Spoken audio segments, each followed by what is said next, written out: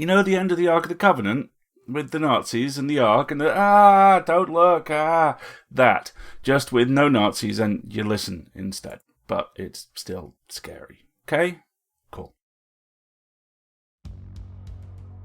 PseudoPod, episode 936, August 30th, 2024.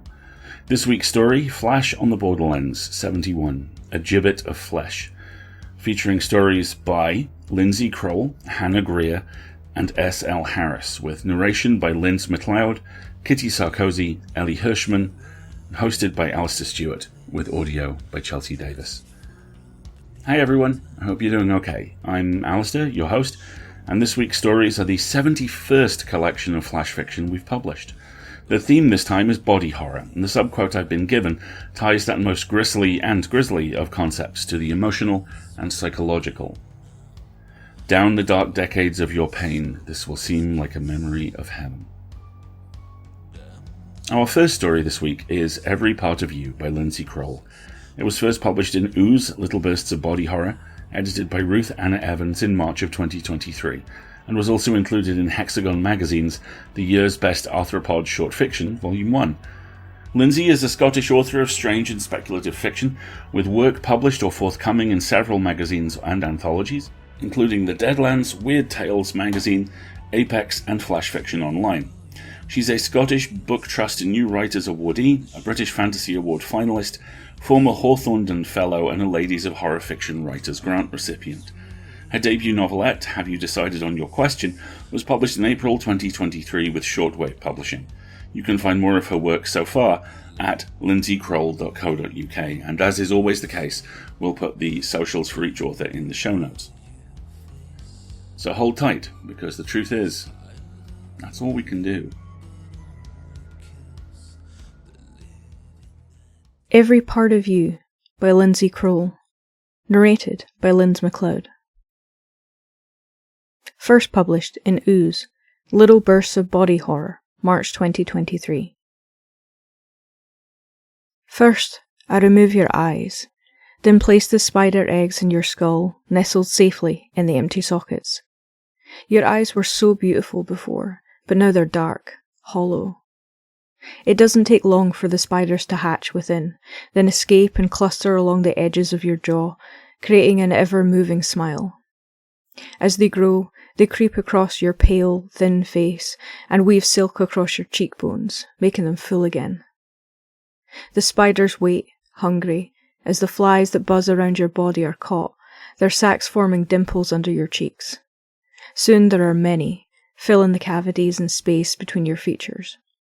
Long, thin legs stretch out from your eyes, winking and blinking in a strange rhythm. I gaze into them for a long time, remembering how yours used to look at me. The way they never faltered when I spoke, or how they narrowed when you knew I was talking nonsense but didn't let on in any other way.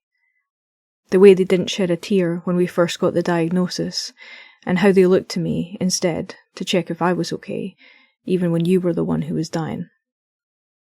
As spiders crawl up and down your throat, I think of the way your mouth whispered words so carefully, how almost everything you said was tender, had meaning. Now your voice is a gentle thrum, the scurry of 1,000 legs. I replace your lungs with caterpillars, resting snug in your broken ribs. They slither between leftover muscle and sinew, and feed on the leaves I place in your chest cavity. When they've had their fill, I watch them burrow and begin their metamorphosis, from chrysalises where your lungs once were, dozens of them, immobilized. I think of how I waited by your side for so long as you slept, how I couldn't move in case I missed you taking your last breath. When the moths finally emerge, they flutter between your ribcage, whirring as if you're breathing once more. And I can imagine your breath on my neck, the smell of coffee and honey, the way you inhaled so sharply just after you asked me to marry you and only let it go when I replied. How in that moment of held breath, I could hear your heart beating so fast. And all I wanted to do was tell you not to worry, that of course, the answer was yes, because I wanted to be with you, always. Above the moths, I release a swarm of bees, and they buzz in your chest, form honey structures around your once beating heart. their wings hum in rhythm with my own pulse, and I listened to it for a long time, remembering how yours used to race whenever we kissed, danced, lay together, laughed. The way that in your final days I would lie with my head on your chest, just to hear it still beating. The worms I drop in the soil in your abdomen. They squirm within, and I remember how you used to say that the stomach is the way to the heart, and so I take care feeding them, just like I did for you, carefully, in those last days. Soon they're fat and wriggling, so alive that I've almost forgotten that there are only bones and rotting flesh beneath. For you are coming together again, my love, dissected and recomposed with the worms, spiders, moths, and bees, more whole every day, more alive every day. I let loose an army of ants up your arms and legs, and they march from your toes to your femur, fingertips to shoulder blades, forming nests along the crevices of your joints. They're so packed together it looks like your muscles are coming back, and that soon you might stand up strong and take my hand and lift me in your arms once again, and we'd dance and dance like we did on our wedding day at Kaylee's, or even in our kitchen on quiet evenings when it was just the two of us, until our bodies ached with the thrill of the movement. There are ladybirds living where your freckles once marked your body, clinging to your carapace, bringing colour to your paleness. I used to map your freckles from top to bottom, and I knew them like they were constellations in the sky, each one unique to you.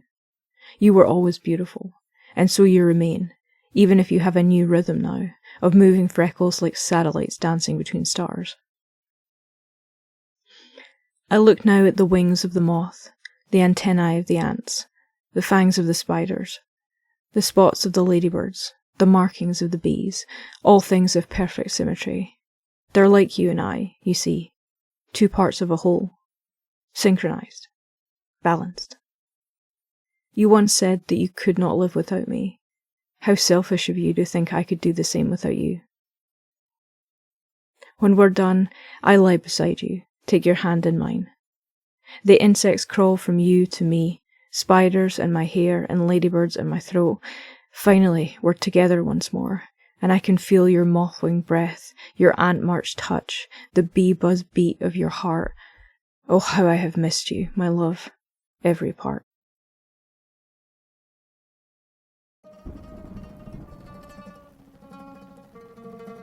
The desire to not let go is one I understand viscerally. I came to realize a couple of months ago that my deep-seated sense of justice, something which in the past has locked me in place on issues which others have been able to walk away from, is an indicator of a possible presence somewhere in the outer suburbs of the ADHD spectrum. I mentioned this to a dear friend who may in fact be listening, and her first response was to whittle a convincing-looking shocked face over a period of several minutes and say, "What?" And then her second was to point out that a bigger clue is my ownership of a large collection of Transformers. Refusing to make eye contact with the 1-foot-tall Transformer currently holding my headphones and alarm clock, I instead turned to the idea of being able to let go as something healthy. I have been actively practicing this for a while now, and I can tell it's working because it sucks and I hate it. We want, more than anything, for things to stay the same once they get good. We note rightly that they never get there quickly enough and never stay there long enough. We look at the dwindling flame of stability and consider what we can throw on it to keep it burning. A lot of the time, we will throw ourselves on that flame. We burn. We don't die. Much as some of us may want to. All it will do is hurt more. Don't hurt more. Let them go. Knowing the person they helped you become, the shape they leave, will be with you forever. Next up, we have To Be Human by Hannah Greer. This is Hannah's first pro sale. It's a PseudoPod original. We're so glad to have them aboard, especially as this story is read for you by the incomparable Kitty Sarkozy. Kitty is a speculative fiction writer, actor, and robot girlfriend, an alumnus of Superstars Writing Seminar, a member of the Apex Writers Group, and the Horror Writers Association. Several large cats allow her to live with them in Marietta, Georgia, and she enjoys tending the extensive gardens where she hides the bodies. For a list of her publications, acting credits, or to engage her services on your next project, go to kittysarkozy.com. Deep breaths, smile wide, don't make eye contact with the doctor, because you know the truth.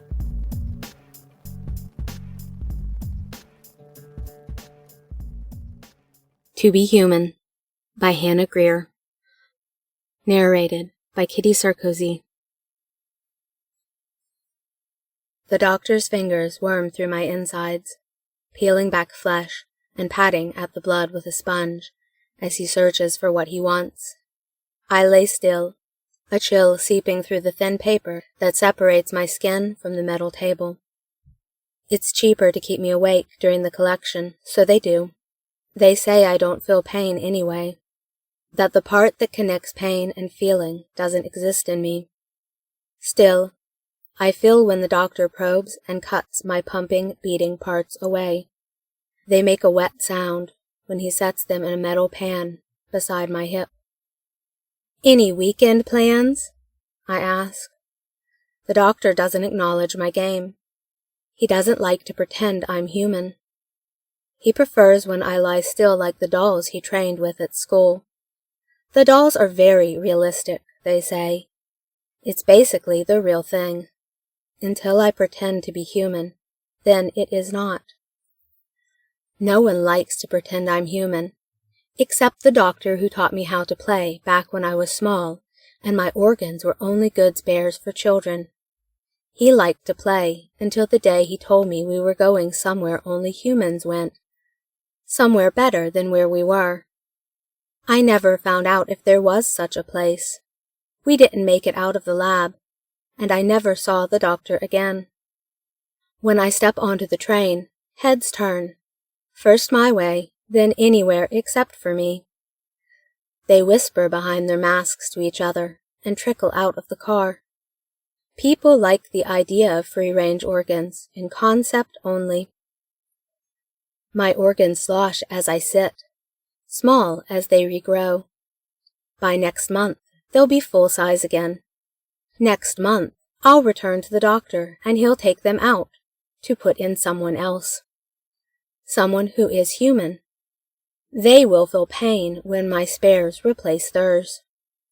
Two people do not leave. A woman who doesn't look up from her tablet, and a little girl with a plastic mask over her nose connected to a humming tank. I peer at the little girl, and she stares at her shoes. "What's wrong with you?" I say it like a human would, measuring each beat. The mother doesn't look up as she snaps, "Isn't it obvious?" I wait. I wouldn't have asked if it was. Her lungs are failing. Lots of lungs are failing. There's something in the air, they say. Can't she get spare lungs? The doctors have lots of spare lungs. My last pair went to a wealthy 152-year-old woman. The woman's voice trembles. Not all of us can afford it. Her gaze drifts from the tablet to her daughter. The way she looks at her. I wish someone would look at me like that. I can give her lungs, I blurt. The woman's gaze shoots up. What? She sees my eyes, stained gold to mark me a spare. She looks away, pale. I can give her lungs, I repeat. If it would make her look at me like she looks at her daughter, I would do anything. 2 weeks before my next collection, when my lungs are child-sized, I meet the woman at an old, run-down clinic. There is a sign that says we should not be here. I expect something to happen when we ignore it. But nothing does. The doctor who meets us is not like the doctors I'm used to. He is old and bald and wrinkled and must have gone through many spares. He speaks to the woman and doesn't look at me. He is not so different from my doctors, after all. I need at least double, he tells the woman. This is what we agreed on. I found the lungs, you do the surgery. He shakes his head. This isn't the same as finding a set on the black market. It's much riskier to use their spares directly, without permission. The woman's eyes water. her hand white around the little girl's. I don't have more. The man turns away. I speak up. You can have my liver as compensation. It's enough. I sit on a chair in the hallway, running a finger over the seam in my chest, while the doctor puts my lungs into the little girl. The woman paces. She bites at her fingers. Eventually, the doctor comes out. He says the transfer went well, and the little girl will live. The woman sobs and hugs him around the neck. He pushes her off with a grumble, and she turns to me. Thank you. She walks over, hesitant. I can never repay you for what you've done. I know, I say. Finally, she drags her eyes to mine. She looks at me like I have done something special and unexpected. It is not the look she gives her daughter. But it is more than I've ever received. They won't take it out on you, will they? I know this is against the rules. Will you be okay? The doctors will not be happy when they cut into me and find my lungs small and new. If I lie, they will think I'm defective. If I don't, they will lock me up. Neither is a pleasant outcome for a spare. I don't tell the woman. Humans do not tell the truth, so neither do I. Yes, I say. She smiles. I smile back. I like pretending to be human.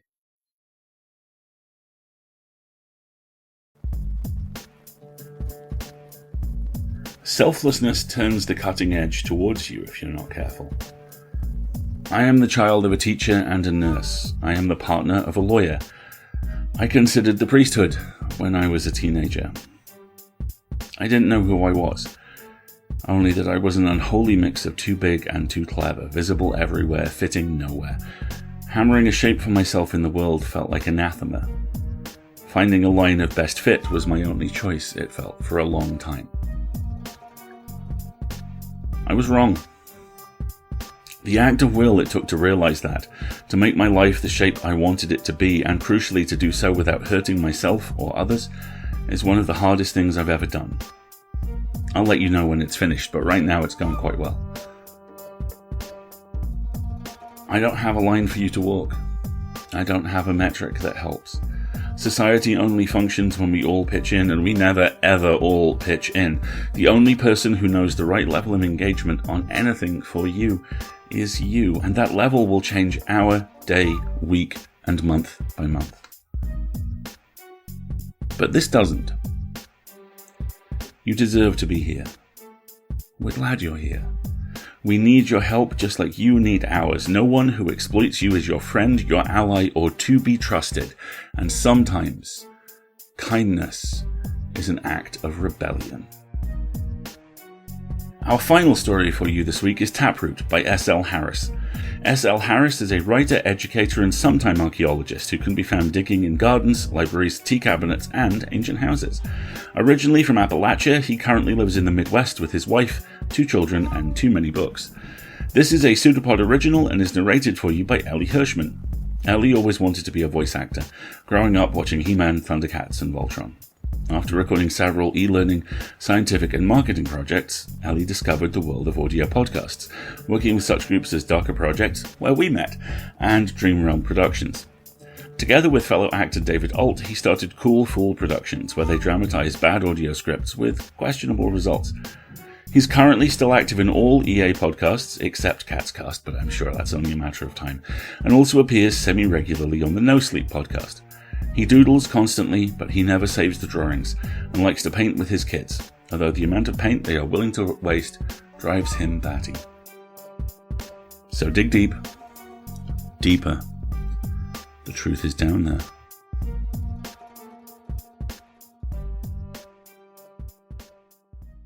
Taproot by S.L. Harris.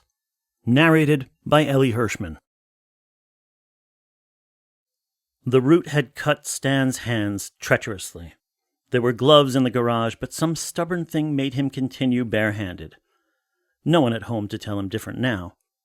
He braced his feet against the soil and pulled again. Continents of sweat spread across the back of his shirt. He gasped and pulled again and thought he felt a budge, but whether in the root or his spine he couldn't tell. He sat down, wondering just when his body had grown old. He could just cut it back, like he'd done 6 times a year for the last decade. The creak of the shears, the snap, and all visible trace of the weed gone, at least for a while. Christ, but at a certain point you have to just take care of it, don't you? At a certain point you have to clear it out for good and all. He wiped the sweat across his face, stinging his eyes and leaving a crackling field of dirty salt. Then he bent to work again. With a little spade he dug out a cone of soil around the root, pried with a dandelion weeder, and pulled again. Down here the thick root was pale as a corpse, with little hairs standing out. He pulled and twisted. The root bent obligingly side to side, but wouldn't give up an inch of its hold in the soil. He dug his little pit deeper until the sides of it started to fall in around his ankles. He groaned and sat back, contemplated abandoning the whole project, but the afternoon, the evening, sprawled formless before him. Better this than the house, now so unfamiliar in its emptiness. All the meaningless things to be done swam through his head, all the lonely hours to do them. He felt the creaking cordwood of stacked-up regrets start to sway, and he knew his danger. He gritted his teeth and bent again to the root. He hacked at the surrounding earth with his spade. He dug the little pit deeper and wider, swallowing more of what remained of the little neglected garden. He snarled and pulled. Layers of skin sanded off his hands. There's tools in the garage. Just get what you need. Stan bent his head and pulled until everything felt like it would break. The few flowers clinging desperately to life were trampled as he circled the root, widened the hole, fell back. Finally, there was a crack and a cave-in. The soil loosened its grip a little. The root came up a few inches. With it came a human hand. Stan leapt back with a yell. The hand was the same color as the root, and clenched tightly around it. Whatever might be beyond the wrist was still hidden in the earth. He exhaled. There's roots that look funny, everyone knows that. Just took me by surprise, that's all. No wonder, with everything going on, the mood I'm in. Just a weird little root. It looks exactly like a hand. He wanted to leave it, but he surveyed the wreck of the garden, thought of the wreck of the house. These things had to be done. Hadn't that been the problem? Always giving up, always thwarted by stupid little things? A funny little shape in a root and you leave? That's how it's going to be? He touched the hand tentatively with the toe of his shoe. It didn't move. He poked it with the little dandelion digger. It gave like flesh. He swallowed and grabbed the root again well above the hand. He pulled. The soil shook like quicksand. The root came up a little more, and the hand along with it. It was attached to an arm. Stan jumped back and closed his eyes, his head throbbing. Go back inside. Leave it. But the house seemed far away, the little pit he had made impossibly high. He tried to pry the fingers off the root with the dandelion weeder. They would not give. He gulped down bile and touched the fingers with his own. The flesh was warmed already, maybe by the hot sun. He pulled at the index finger, but the grip was like iron. Come on, let go. He pulled at the root again, and the dirt gave up an arm just to the elbow. Get up. Call the police. Hello? Yes, I was gardening and I found something. I think it's a body. He would give his address. The reasonableness of the world would return. There would be other people, asking questions, being surprised. How it should be, a thing like this. It will be all right. He could begin picking everything up. He would get his life in order. It would be a strange and horrible memory, but it was just a memory, in a life that went on. The strange and horrible thing would fade into a scar, and then a shadow, and at last only a whisper. He would go back to the world. He bent down and pulled with every piece of his body now. He felt something falling apart. He twisted at the root. He tried moving the earth from where he thought the head would be, wanting but not wanting to see. Who was it? Would there be decay? How did he deserve this? Why was he here alone? Where were the people he was supposed to have with him? He grunted, shuddered, his muscles quivering, all the hair on his body standing on end, and at last there it was, shaken and sucked out of the earth. A body, whole, its grip fast upon the root. And there was the face. His face, only calm, at peace. He felt sick and tender, disgusted and afraid of this thing, for this thing. He lay down in the wrecked garden.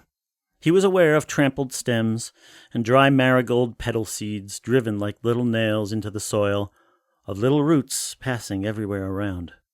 The sky was hollow blue, bleached white on the edge of vision. Nothing stirred amidst the desolation. He still held the root tight in one hand. The other did too. Inverse figures on a playing card. At last, one of the figures rose. The other remained on his back, every part of the face composed, at rest, eyes open on the limitless sky. Every muscle was at ease, except for the fingers that gripped the root like those of a drowning man on the last trailing rope. As the earth fell in a loose rush around the still form, there was a muffled whimper through lips filling with soil, and then under the abominable weight of earth the lids closed on the figure of the other, retreating to the empty house in the light of the dying day.